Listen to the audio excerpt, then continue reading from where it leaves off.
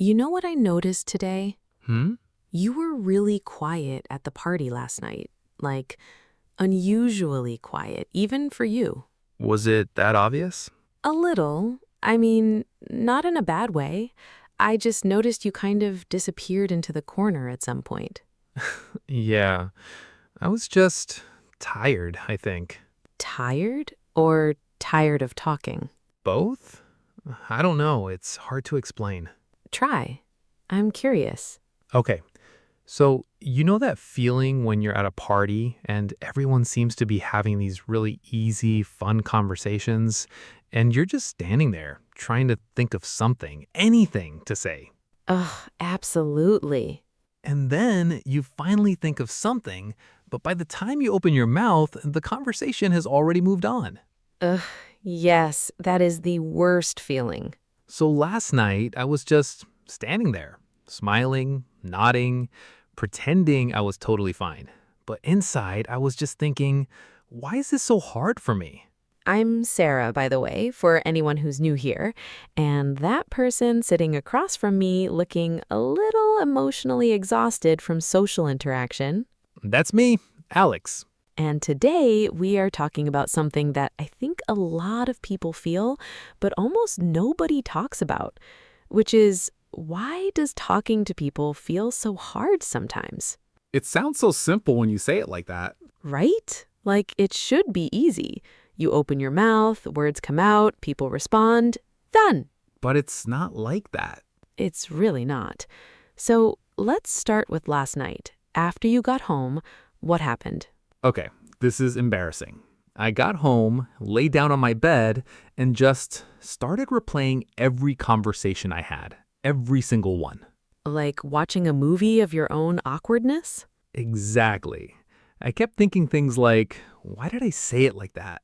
Why did I laugh at that moment? Did that come out weird? Did they think I was boring? Oh, Alex, I do that too. You do? Everyone does. Like, maybe not to the same degree for every person, but that thing where you go home and your brain just reviews everything, that is incredibly common.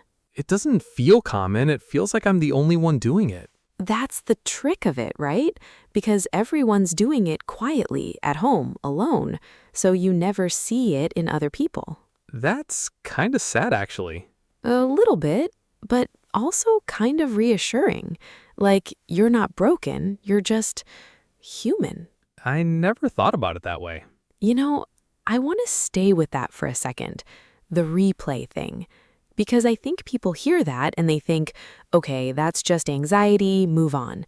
But I actually think it's worth understanding why the brain does it. Why does it do it? I think it's a form of preparation. Your brain is trying to build a better map. Like, if you analyze what went wrong, maybe you can do it differently next time. The problem is, it doesn't know when to stop. It keeps running the analysis long after there's anything useful to learn from it. So it's trying to protect me, but it just overdoes it. Completely overdoes it. And the painful part is that the more you care about something, the more you wanted it to go well, the harder your brain runs that analysis afterward. It's almost like a sign of how much you care. I never thought of it as caring. I thought of it as self-torture. Okay, that is also accurate. At least we can agree on that. But seriously, the fact that you care about how conversations go, that you want to connect well, that you're sensitive to other people's reactions, that's not a weakness. A lot of people go through social situations and just don't care at all. And honestly, those aren't always the most pleasant people to be around. So you think sensitivity is actually useful? I think it can be, when it's not running the show completely, when you can tune in to other people instead of just using it to monitor how you're being perceived. That's a different direction to point it in. Exactly. Same energy, different focus. Can I ask you something kind of personal? Sure. When you're in a conversation, and I mean any conversation, not even a party, what are you actually afraid of? Like, what's the fear? Yeah, deep down. Sounding stupid, I think. Or saying something that doesn't make sense. or making a joke and nobody laughing, or this one's really embarrassing, just not being interesting enough for people to want to keep talking to me. Wow. Okay, that was honest. You asked. I did, and I really appreciate it. Because honestly, every single thing you just said, I've felt all of those things. You don't seem like someone who worries about that. That's the thing. Nobody seems like someone who worries about that, but most people do. Even confident people? Even confident people. Confidence isn't the absence of fear. It's more like you've just practiced being okay with it most of the time. I always thought confident people just didn't care what others thought. Some of them pretend not to care. Some of them have genuinely found a way to care a little less. But very few people truly don't care at all. We're social creatures. We want to be liked. That's just how we're built. So it's not weird to be afraid of being judged. It's one of the most normal things in the world. What makes it hard is when the fear gets so loud that it stops you from even trying. That happens to me a lot. Tell me. Like, there are moments where I think of something to say, and that actually seems like a good thing to say, but then this little voice in my head goes, what if it's not funny? What if it makes no sense? What if everyone looks at you? And by the time I've talked myself through all of that, the moment is gone. That little voice is exhausting. It never shuts up. I know. And here's the cruel part. The more you listen to it, the louder it gets, because you start associating conversation with danger. Your brain learns talking is risky, and then it tries to protect you by making you hesitate more. So, overthinking is actually my brain trying to help me? In a weird way, yes. It's just very bad at calibrating, because a slightly awkward moment in conversation is not actually dangerous, but your brain treats it like it is. So how do you make it stop? Slowly, very slowly, but we'll get there. First, I want to ask you about something else. I want to ask you about a specific situation, the fake laugh. Oh no. Come on, you know what I mean. Yeah, the laugh that comes out before you even process whether something was funny.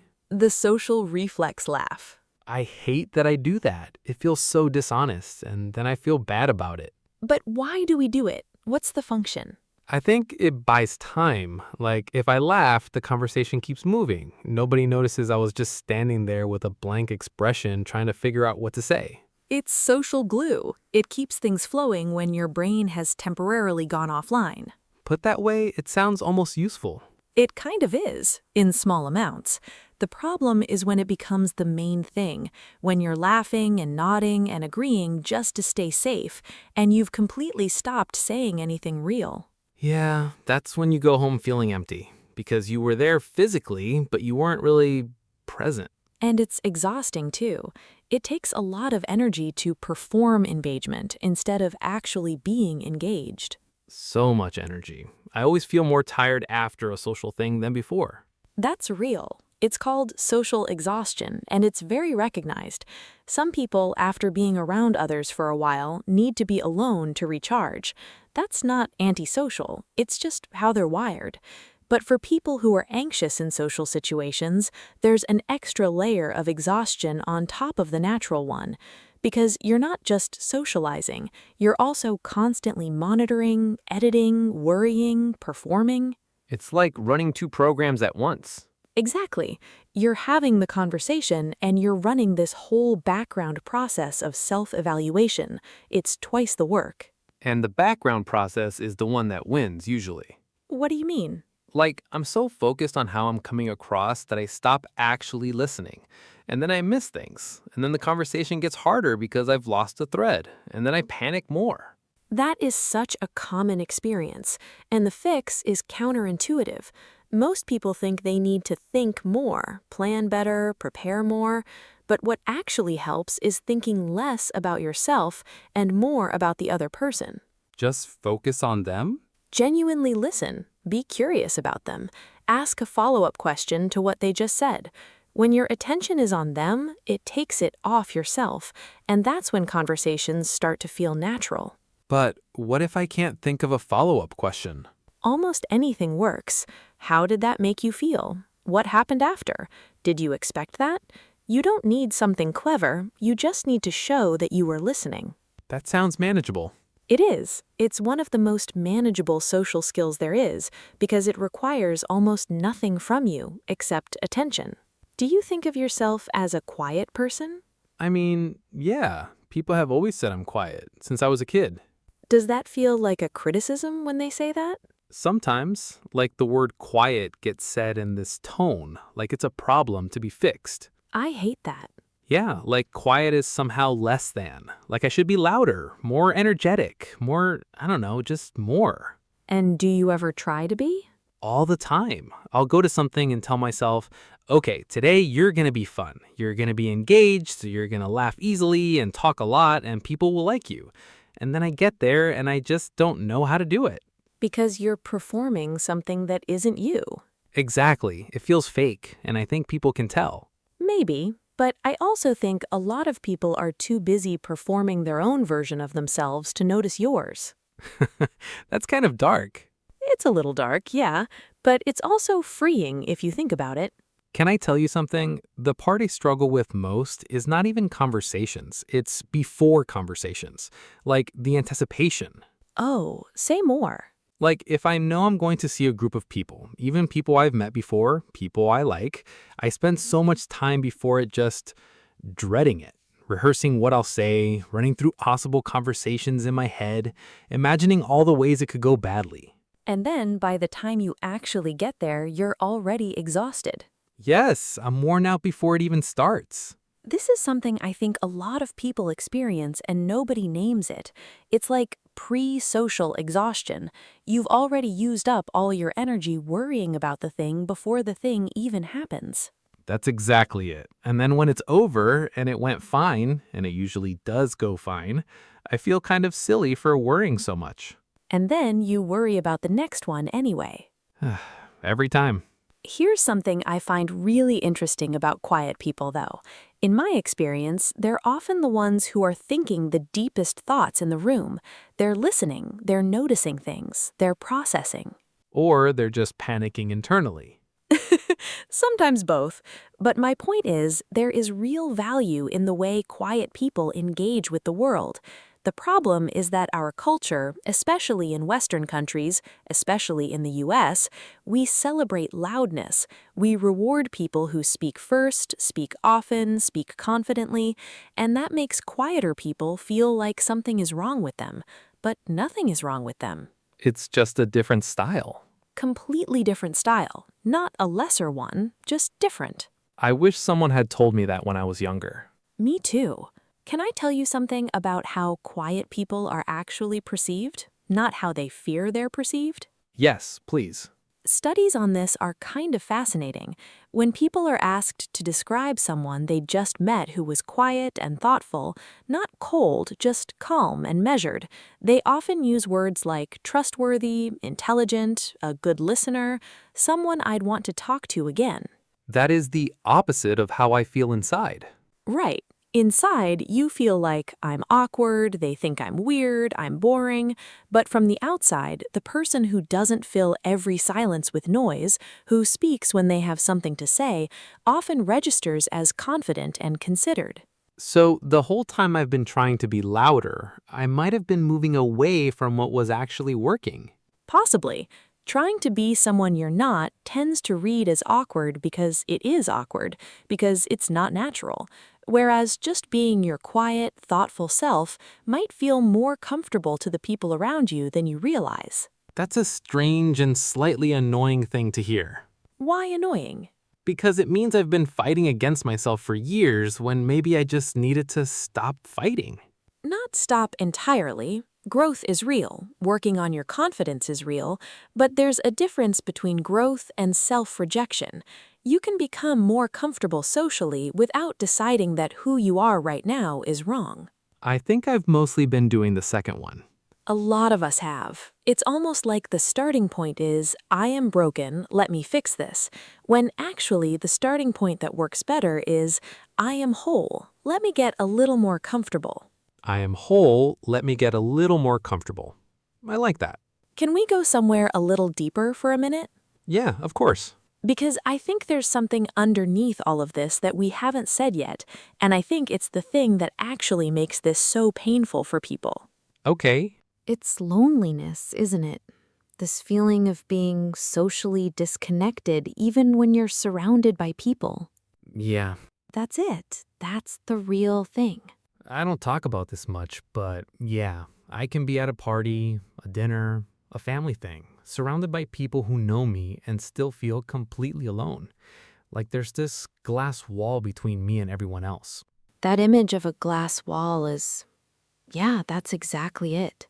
You can see everyone, you can hear them, you can even sort of participate, but you're not really in it. You're watching it. And from the outside, no one knows. That's the hard part. Everyone thinks you're fine. You're smiling, you're nodding, you laugh when other people laugh. You've gotten really good at pretending to be okay. When did you learn to do that? The pretending. I don't even know. Somewhere along the way, I just figured out that saying, I'm okay, is easier than explaining why you're not. Because explaining it feels vulnerable. And a little embarrassing. Like, how do you tell someone, I don't know how to feel comfortable around people?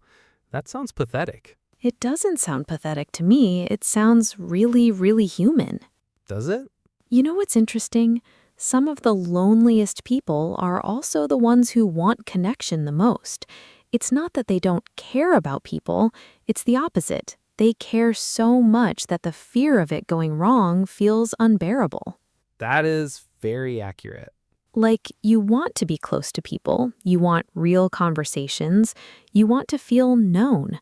But the path to that feels so full of risk and potential embarrassment that staying quiet feels safer. Even though staying quiet makes you more lonely.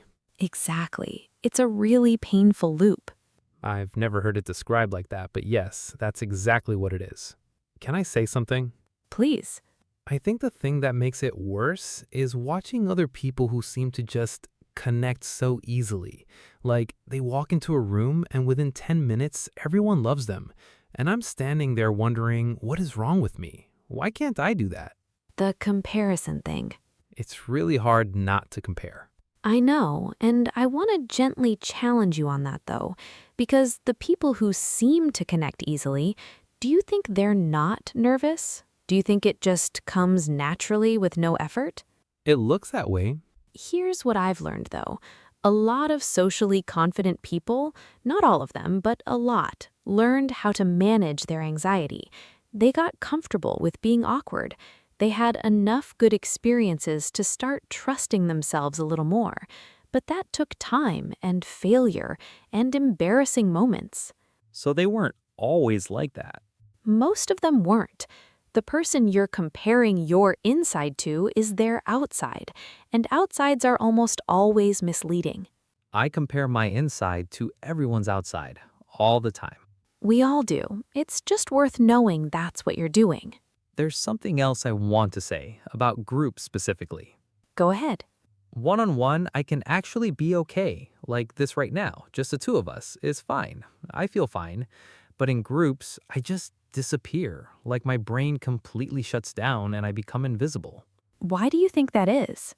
I think there are just too many people to track, too many conversations to possibly enter, and I never know when it's my turn to speak. So I just wait, and the moment never comes, and then I feel even more invisible, and the whole cycle just repeats. You're not invisible, Alex. You're overwhelmed. It feels the same.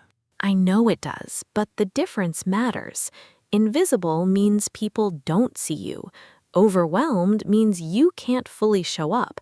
Those are very different things, and one of them is fixable. Which one is fixable? The second one. Okay, I want to say some things, and I need you to actually hear them. Okay. The first thing is you are not broken. I know that's easy to say and hard to believe, but genuinely, truly, there is nothing wrong with you. Struggling socially is not a character flaw. It's not a personal failure. It's just a thing that some people find harder than others. And it's okay that it's hard. I've been told to just push through it. Just be more confident. Just talk more. Like it's a switch I can flip. Ugh, I hate that advice so much. Right? Just be confident, as if you haven't already thought of that. Thanks, I'll try being confident starting now. Problem solved. You're welcome. But seriously, if that advice worked, nobody would need it. Exactly. Real social comfort doesn't come from deciding to be confident.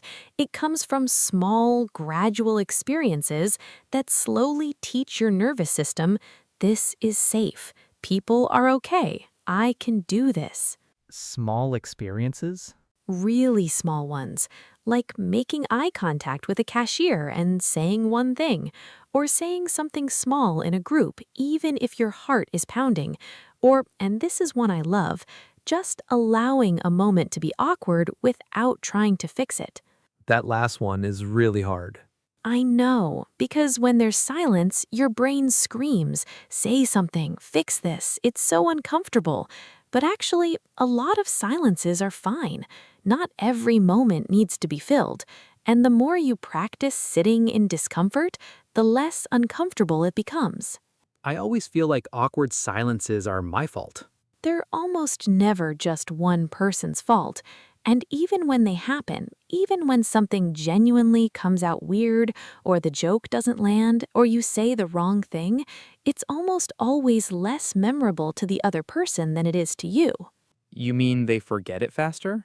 So much faster. We remember our own embarrassing moments in high definition. Other people's moments, we barely register them. Everyone is mostly focused on themselves, which sounds mean but is actually really good news for you. That is kind of reassuring. Right? Like the moment you've been replaying for 3 days, the other person probably forgot it by the time they got home. Okay, that actually helps. Another thing I want to say, and this one's important, your quietness is not a flaw. I know the world has sent you a different message your whole life, but thoughtful people make the world slower and more careful. Observers see things others miss. People who listen deeply make others feel heard in a way that fast talkers never can. I never thought about it as something I offer. You offer a lot. The right people will see it. The right people. Connection doesn't require an audience. You don't need to win over every room. You just need a few real ones. And even one real conversation, one moment where you feel truly understood, can do more for your sense of connection than 100 surface-level chats. I think I've been measuring myself against the wrong standard. What do you mean? Like, I've been comparing myself to people who are good at being loud, good at parties, good at small talk, and I've been thinking that's what I should be. But maybe that's just not me. That's exactly right. Small talk has its place. Being good at parties has its place, but it is not the definition of social intelligence, and it is not the only way to connect with people. I think I needed to hear that. What about the post-conversation replaying? Do you think you'll keep doing it? Probably. It's kind of automatic at this point. I think that's okay for now. Maybe the goal isn't to stop it completely. Maybe the goal is to just notice it, and then gently say, I said what I said. It happened. I'm still okay. And then let it go? Slowly let it go. It's not about forcing yourself to stop thinking. It's about becoming a little less afraid of the thoughts. That feels more doable than just stop overthinking. Because just stop overthinking is the worst advice, right up there with just be confident. The Hall of Fame of useless advice. Truly. Can I say something a little random? Always.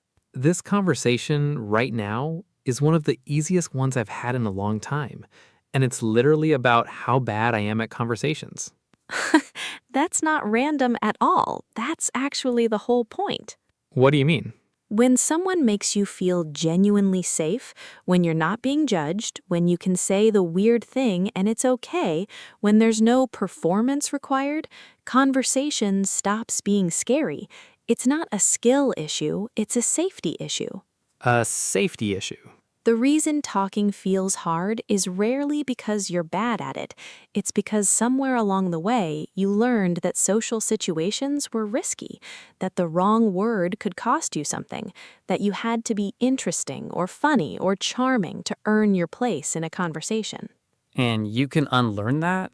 Slowly, through experiences like this one, through people who make you feel like your presence is enough, that you don't have to earn anything. I want more conversations like that. You'll find them. The more you show up as yourself, even the uncertain, quiet, overthinking version of yourself, the more people who match you will notice you. That's a nicer way of thinking about it. You've been spending a lot of energy trying to be easier for other people. Maybe it's time to spend some of that energy just being easier on yourself. Yeah, maybe. So, to anyone listening right now, if you felt any of this today, if you recognized yourself in something Alex said, if you've spent time replaying conversations, feeling invisible in groups, dreading social things, wondering why talking feels heavy, I want you to know something. You're not alone. You are really, truly not alone. So many people carry this exact feeling quietly every day, and most of them are too embarrassed to say it out loud, so they keep pretending they're fine. They smile at parties, they laugh at the right moments, and they go home feeling just as disconnected as before. But if we talked about it more, If we talked about it more, we'd realize just how full the world is of people who feel exactly like you. And maybe that knowledge alone, that you're in very good, very normal company, makes the next conversation feel a little less heavy. maybe it does. You don't have to become a different person to be okay. You don't have to be louder, funnier, smoother, or more confident. You just have to be here. Keep showing up. Keep trying, even when it's uncomfortable, especially when it's uncomfortable. And cut yourself a little slack along the way. A lot of slack. You've been pretty hard on yourself for a long time. You deserve to rest from that a little. Okay, I'll try. That's all anyone can do. Thanks for talking with me today, Alex. Thanks for making it feel safe. Always.